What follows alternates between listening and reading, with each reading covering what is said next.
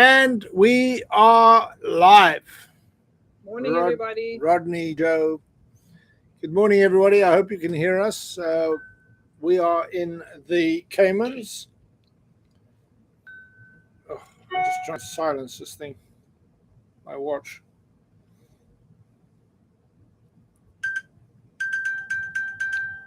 You're supposed to silence it, not not make it ring. So we let's bring you up to date. Oh wow. Hi guys, nice to see you again. According to your position on air, you're in a wonderful place. Hope you're enjoying. Hello, Johan. Hello, Croatia. Yes, we are in a wonderful place. We're in Grand Cayman, a place where we both where we lived together back in 2015 for a short period. So we know a few people here, and we've already caught up with several. Most of them. Most of them. Just to bring you up to date, we have been here 3 nights now, I think. Monday night, Tuesday night, Wednesday night, Monday night, Tuesday night, Wednesday night, 4 nights. Yeah, sorry. I'm getting So we last spoke to you live as we just rounded the western edge of Cuba. Following talking to you, things were fine for about 6 hours, and then it got a little bumpy. It got a little bumpy. So we had about 24 hours of oh, thank you. Really enjoyed our video yesterday. Yes, we've put up a live video, by the way. Are you dragging any fishing lures? Ha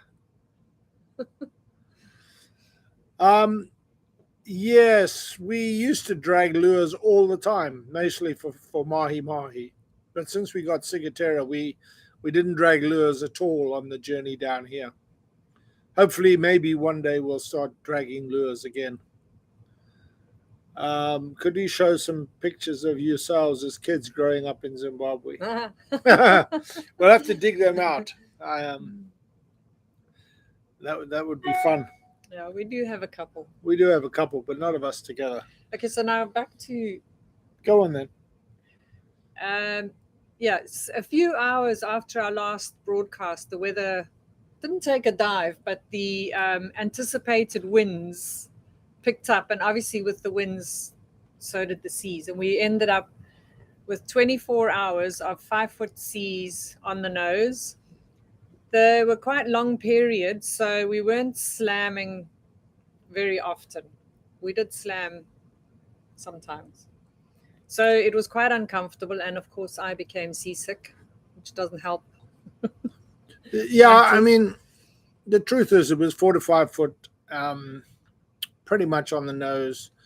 We were pushing it. We were running at 1600 RPM, and I wasn't slowing down because I wanted to time my arrival for Monday into Cayman, and I wanted to get cleared in and then come around the island to the marina. And I didn't know how long that was all going to take. So we didn't really slow down much, with the result that we were pushing through the weather. We did have a couple of slams that were a bit juddering, and I had to put headliners back up when we arrived. But that's why you have a Nordhavn. That's why you have a Nordhavn 62. We didn't break any glasses. We didn't break anything, actually. One of the things about the 62 versus a lot of the other boats is that the aft pilot house makes it a much more comfortable ride when you're pitching forwards. And of course, the bulbous bow helps with that too. That said, the whole journey was 482 miles from Dry Tortugas to Georgetown. During that 482 miles, we consumed 402 gallons of diesel on the main engine, and that's 7.3 gallons an hour. That's 8.76 knots. So we were pushing it when we came through, and we were running at around 1600 RPM average. So that was pretty good. And I'm pretty pleased. We arrived in Georgetown around 1:30 in the afternoon, only to find that it was a holiday. We'd talked to our friends on the island. In fact, we talked to two of them, Captain Nat of In-Depth Water Sports and the Karmitzes, our friends, and neither of them had told us that it was a holiday. And we purposely kind of decided to not arrive on Sunday because, you know, customs, you have to pay extra for them to come out and clear you in, only to be told by them on Monday that it's a holiday and we need to pay. So then they told us it was $70 to check in, which was not a big deal, but it just wasn't in the plan. Oh no, but it did mean we were the only people to be checked in, so it was chop chop. So that was quite quick. But that's 70 CI, which actually ended up, I see they charge us $92 for the check-in. So check-in, we talked to Port Security on channel 16. They switched us to channel 14. And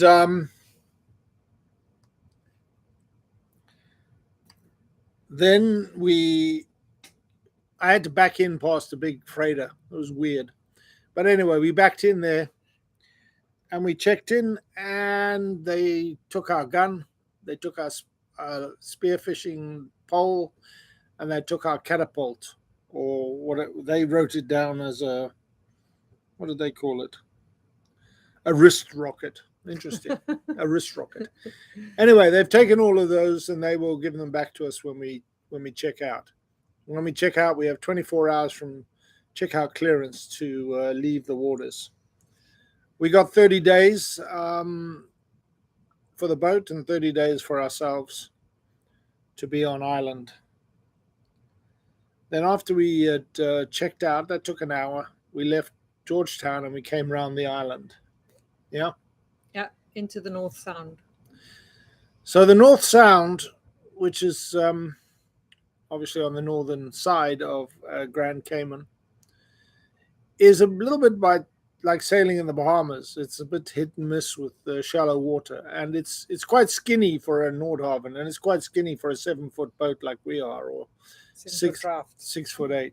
Yes, draft. So it's relatively shallow. But are you guys U.S. citizens? Yes, we are U.S. citizens. We're dual passport holders. Leslie has a Zimbabwe and American passport. I have a British and American passport, but we travel on American passports. Fortunately, a friend of mine, Nat Robb from In-Depth Water Sports, shot out on his El Puma dive boat and played pilot by guiding us. Now we had previously laid off a course inside the North Sound that Nordhavn N68 migration had followed. Nat, in the meantime, had found a much more direct route for us to follow. And given that he's been here for many years, we trusted him and blindly followed him. Plowed a new channel from the main entrance of the North Sound directly here to Governor's Harbor. And yeah, we kicked up a bit of mud and we furrowed a new path. And as Nat says, if you look at some of the satellite pictures of the North Sound, you can see lines where people have furrowed the way here. All things being equal, we tied up and everything was great. And now we've been here for 4 nights. And well, what did we do when we first got here, love? We slept. No, well, yeah. Nat and Nicola came on board and said hello. We hadn't seen them for a few years. And then later, our friends, the Karmitzes, they just did a drive-by in their boat. I think they were coming back from fishing for the afternoon. And then we slept. Yeah, but the next day. And then Monday, we had to get up and wash this boat. It was so full of salt. Everything you touched, just you came your hands full of salt. Every time you brushed your legs on something, it covered in salt. So now we had to start washing the boat. It's hot and steamy outside, and we were out there for over 3 hours washing the boat. But she looks beautiful now. She looks lovely. Yeah. Frank had to go around and do the hull in the dinghy. But for the rest of it, the top sides, it was easier. Yeah, we launched the dinghy, and then we used it to clean the hulls, the side of the boat.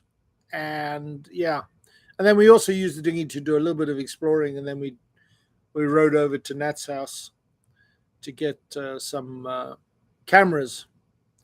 We had 2 new engine room cameras installed the day before we left. In fact, we delayed our departure from West Palm waiting for these cameras. And on the way over, the one camera started flickering, and eventually it flickered its last flick and then died.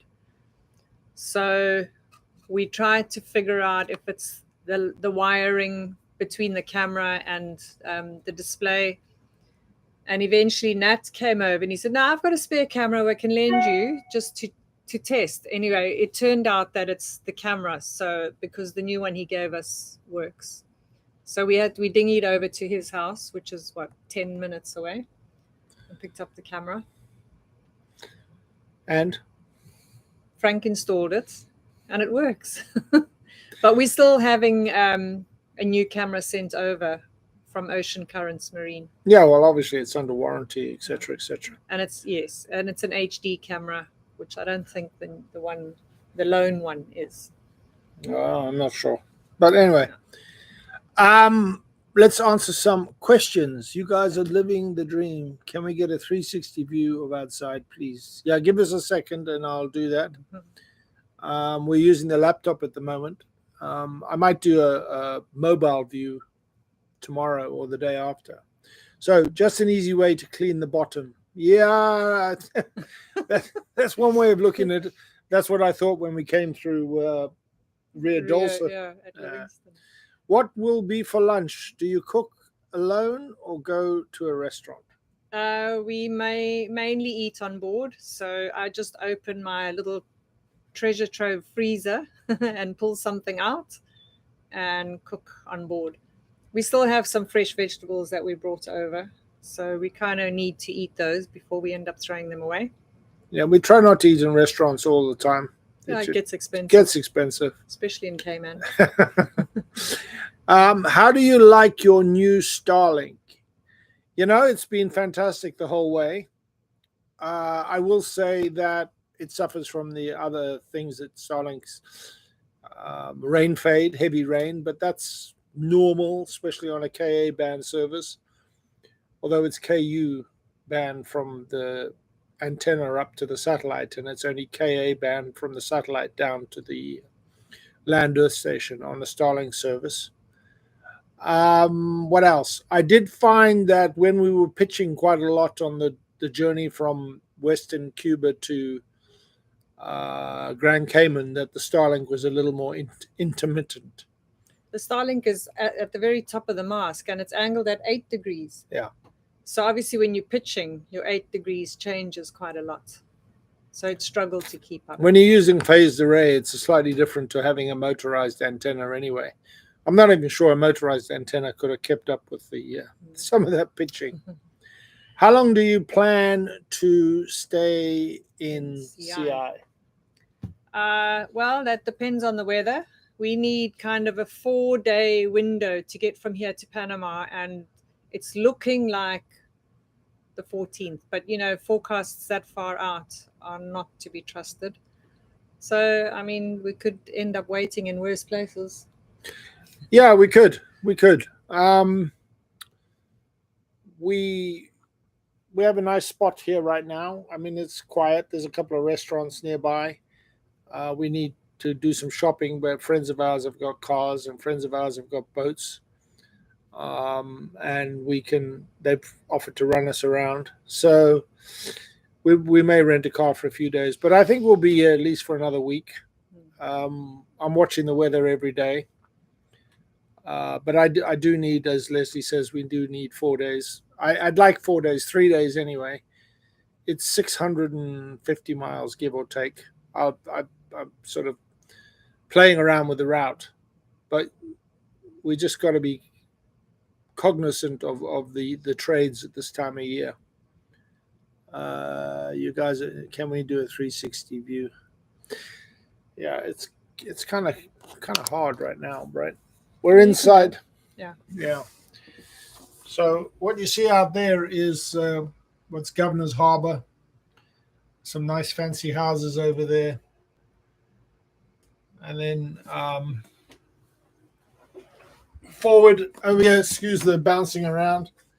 Over here is just one of the boats that takes people out to Stingray Alley for the Stingray City. I mean, not alley, for the cruise ships. And then if you come around onto the starboard side, we're really looking here at the that's just the car park, and then the other side of the Cayman Islands Yacht Club. So that's pretty much what it looks like around here. Yeah. Any more questions? Let's see. Love it. Thank you. Yeah, you're welcome. Barry Holidays wondering if they would make a gyro stabilizer for Starlink. What's your area of expertise? No, I don't think so. I think the whole purpose of Starlink and the new phased array antennas is to get away from any sort of stabilization and use a flat panel. That's been the whole purpose of the design, that they've been going away from using domes and tracking antennas. Whether they would go to gyro stabilization, that just adds a whole new element of cost to trying to stabilize that flat panel. Hope your travels are going good. Morning, Alexander. Yeah, they're going well. We're happy to have a few days off. On your overall fuel consumption, does your numbers include the generator? No, the numbers I've shown you are purely main engine. Mainly because I don't have, the only way I can do the generator as well is to also track the fuel being consumed out of the tank, and when we're underway, it's a bit harder to do that. And also the fact is that the generator only ran for about half of the voyage. I'll do a closer look later to have a look. The main exercise that I'm doing at the moment is to look at consumption at different speeds or different power settings to try and compare it to what other N62s with similar engines, and also what the book Voyaging Under Power has to say about the Nordhavn 62.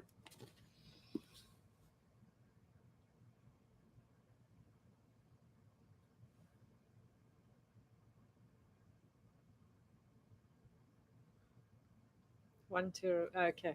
I just crossed from Fort Lauderdale to Venice, Italy, with no Starlink interruption. 12 people on board, consuming 1 terabyte per week on a 5 terabyte plan. That's pretty good. 5 terabyte plan, and that's the big. Yeah, we're on the 1 terabyte plan at the moment. Is that right? Yeah, we're on 1 terabyte. Yeah. Thanks. I would be very interested in that. Very interested in what? The generator. Yeah. Okay, Big Dave, we'll take another look at that. But the generator is not very thirsty. I reckon a gallon an hour maybe. But we'll take another look at it. And I'll take a closer look. I'm in the middle of doing calculations to decide whether I want to take on fuel here. It's considerably more expensive than I was paying in Florida. But we have more than enough fuel to actually go from here to Panama and back to Panama and back. So 2 round trips. We have enough fuel to do 2 round trips to Panama at the moment on board. So Joe is asking, what is your biggest regret? I can't see the one word. other than waiting to do it. Regret-free or lifestyle other than waiting to do it. What's our biggest regret? That I get seasick. Yeah, maybe waiting to do it. I wish I was a little bit younger when I started, but it is you take it when you can, and you don't have any regrets. I've done lots of crazy, silly things, and if I spent my time regretting, I would probably shoot myself. Sometimes I wonder if we would be better off with a sailboat, but then I think of pulling sails down and pulling sails up again, and I think, forget it. Going up the mast. Going up the mast, and I have zero interest in it. One thing I would do if I went sailboat is I'd go trimaran and not catamaran. But again, that's just a thought. I don't regret the boat. I'm very happy with the boat. Mm-hmm. I think the boat's fantastic. I love everything about it. And the more I read this book, Voyaging Under Power, I can understand why the 62 has such a good reputation for passage making, other than the experience that we have in actually doing it. The speed to length ratio, the design that went into the bulbous bow, the fact that it is the ultimate cruiser, really, and it hasn't, while it has a lower height in the engine room and perhaps the accommodation is not as luxurious as some of the newer boats, it hasn't compromised on the safety and the seaworthiness and the ride, which is, for me, the most important thing. I remember looking at a different Nordhavn, and I won't name it, but Leslie liked it and thought the accommodation was fantastic until the sales guy mentioned that it wasn't as good a ride as the 62, and that was the end of the discussion, even for Leslie. Does the Nordhavn still build a 62? No, they broke the mold, probably to make room in the factory. The Nordhavn 62 stopped, I believe, in 2007-ish. And I think they built about 35 or 36 of them. I can't remember. What age did you start cruising? Do we have to say? Early 60s, let's say. We've had boats for several years, but this full-time cruising was early 60s. Yeah. No, they don't build the 62. I've noticed that except for long stretches, a lot of sailors use their engines a lot. Oh, you mean on sailboats? Yeah, I believe so. I think our friends on Sailing Orion use their engines as little as possible, but that's because Captain Dillon is a fanatic for sailing, and rightly so, and he's a great sailor too. There's one sailing channel, if you watch them, he says he has a sailboat, but he says it has engines for a reason, and so he probably motors more than sails. Yeah, he's got the boat to get around the world, not sail around the world. Yeah. Will you do a video tour of the entire boat someday? Yes, we have done a video tour of the entire boat previously. It's not something we'd probably do live. It was probably something we would do on video. Yeah.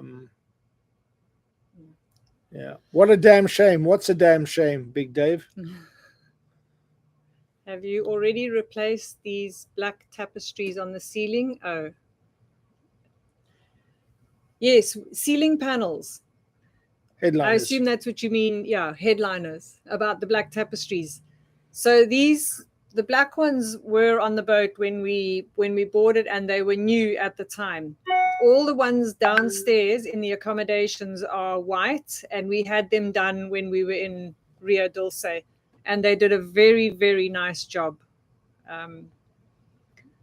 Yeah, and they get hung on a lot of Nordhavns. I think a lot of boats have them, not only Nordhavns. It's a very common thing on boats. I find these ceiling panels, these headliners. What's common about them? You mean a lot of boats have them, not only Nordhavns. Oh, headliners are on boats, yes. Yeah. We're talking about the color more, I think. But yeah, Mm. there's resistance from some people to having black in the pilot house. But quite frankly, I wouldn't have white. And I remember from my days in the Merchant Marine, we would paint black above the radars just to stop where the radar was, so that to stop the reflection. What? Yes, the damn shame that they don't build any more 62s. 100%. I'm sure they could have modified it a little bit and come up with a very much better boat. Alexander says, obviously the 62 is one of the best designs, and it seems a lot better than the 63s with better cruising speed. Yeah, I haven't been at sea in a 63. I have been on board one. It feels narrow. It doesn't have a bulbous bow. It's just another compromise. I mean, there are a lot of 63s out there, but there's also 4 of them on the market today. There's 4 62s on the market today, so it's hard to say.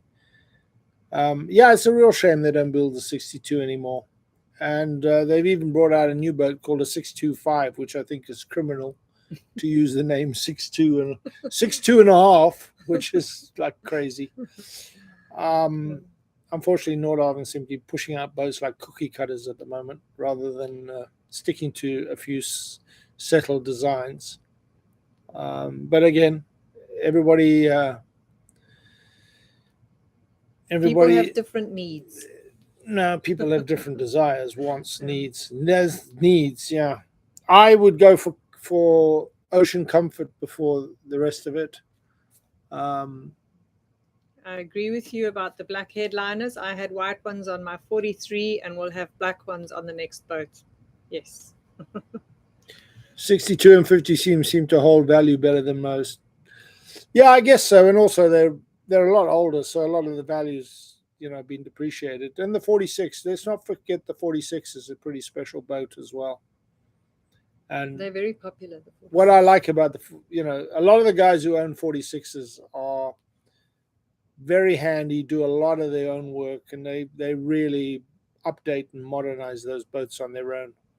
I'm thinking of Chicory and what was the other Legacy one? Legacy, and a bunch of those boats. They're all great Nordhavn owners as well, and they've covered some miles as well.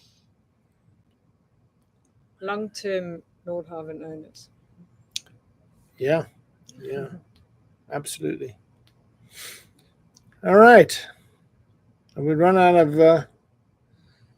What have we covered everything? Oh, yeah, we loaded our latest video up for those of you who've like and subscribe. If you haven't, please like and subscribe. But yesterday I put up our latest video. It was mostly maintenance in Riviera Beach City Marina in West Palm Beach. In fact, it was all maintenance. Alan Burrow signing out. Thanks for joining us. Thank you. See you next time. And that video went up yesterday, and then I'll start work now on the video of the passage from West Palm to Dry Tortugas, and then Dry Tortugas to down here. Ah, great. Thanks, Joe. You watched it yesterday. It was mostly me this time, because I was mostly the one doing the work, and Leslie was the one behind the camera. I didn't put in the video that I forgot to close the seacock when I was changing the impeller on the diesel generator. He purposely left it out. I left it out because the air got kind of blue with my language. Did you enjoy your stay in? Enjoy your stay. Oh, enjoy your stay. Yeah, thanks very much. So the next few days we're going to kind of be busy doing, running around, maybe go to the shops, catching up with friends, maybe doing some diving, I hope. Yeah, we'll put up the passage video pretty shortly, and then when we're getting ready to leave, we'll come back up, and we will be doing live videos on our passage from here to Panama. Okay. So Alexander says the only thing about the 62 compared to the rest is the engine room size. The size isn't a problem, but it's the headroom. But if you look in the video, most of the work Frank is doing, he's sitting down. So I mean, it would be nice to be able to stand, but we, have to defend our choices here. If you had another foot of headroom, you would have compromised somewhere else. Exactly. So, and I'm not a small guy. I carry a few extra pounds. I'm 6 foot tall. I can get around that engine room into most places. It's a bit tight in the aft end, but it is what it is. I would take the rest of the design of the boat and the way it rides in the ocean and just the overall design for seaworthiness and comfort. I would lose the foot of engine room space simply for that. Are you planning to cross and sail around Europe? Yeah, this is a discussion all the time. Currently, the plan is down to Panama, hang around in Panama, go through the canal, probably up to Alaska or just up to Sea of Cortez and then cross the Pacific. However, there are two other 200 N62s talking about going over to The Mediterranean. To the Mediterranean, or have a desire to go to Europe, and we could be persuaded perhaps to go as a trio of 62s. It would be nice for us because Robert's in the army there. Yeah, that would be nice in that way, but I'm not convinced yet that I want to go. I'd get to Europe eventually by going the other way around the world. It's called displacement. What's called displacement? All the compromises, etc., and the engine room size. Displacement. An extra foot. Yeah, the displacement of the boat is how much water it displaces in the ocean. But yeah, okay. All right, everybody. Hope you've enjoyed it. Thanks Half an hour. Yeah. We're off to grab some breakfast and put water in the forward tank. I meant extra weight. Yeah. Okay. Well, happy travels, guys. Thank you very much. Thanks, Hope you've all everybody. enjoyed it. Bye. Bye. Cheers. Bye. Watching a video of 3 inches sailing across the was better than Avatar 3. Thank you. It is better. Yeah, that'd be awesome. Watch the video where I had 362s in the Bahamas. It's like 2 videos back or 1 video back. There were 362s. I used the drone for that as well. Ciao. Ciao. Bye. Thank you. Bye. Fucking hell.